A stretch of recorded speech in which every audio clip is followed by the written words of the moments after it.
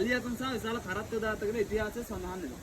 මේ හා බැඳුණු ඡායාරූපයෙන් සිතුමත් ඔයගොල්ලන්ට දැක බලාගෙන ඉන්නේ කියවත් තියෙනවා. මේ කෞතුහාරය අගපාට එනකොට දැක ගන්න පුළුවන්. පටු මුහුදු මාර්ග ඔස්සේ ගමන් කරන සතුරු නෞකාවලට පැහැරෙන්න කිරුණා. තොන් 12ක් බර කාලතෝක්කව විතුනාගේ විකාණි ඉස්කනකට කරලා තිනවා. මේ කාලතෝක්කව වලට උණ්ඩ කපඩා කිරුණා සුවිශේෂී වූ භූගත උණ්ඩ කපඩා 3ක් නගලු නිර්මාණය කරලා තිනවා. මේ උණ්ඩ කපඩා තුනෙන් උණ්ඩ කපඩා දෙකක් ඔයගොල්ලෝ අදහසින් සියසින් දැක බලාගෙන ඉන්නේ කියවත් තියෙනවා. මේ උණ්ඩ කපඩා ඔයගොල්ලෝ මේ ඉන්න භූමිය සිට අඩි 25ක් ගැඹුරින් තමයි මේගොල්ලෝ ස්ථාපිත කරලා දෙන්නේ. ඒවල මතකදී වසර 30ක් කරා.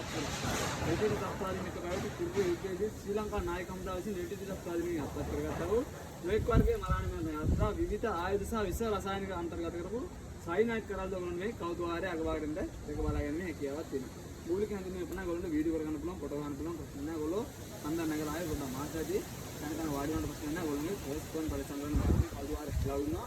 ක්ලවුනා දෙක පුළුවන් අරගෙන කැලේට තමයි දුවන්නේ. කැලේට දුවද්දිම වල කෞතුහාරය බලන්න ගත්ත කියලා එළව පස්සේ ගන්නවා ඔයගොල්ලෝ බටුවර ගන්න. ඒක ප්‍රශ්න කරගන්න. මම බෙදලා දෙන කෞතුහාරය වන්න කැටිය දෙන්න කරන්නේ දෙන්න. Thank you. වාඩි වෙන්නේ කොන්නද? කියන්නේ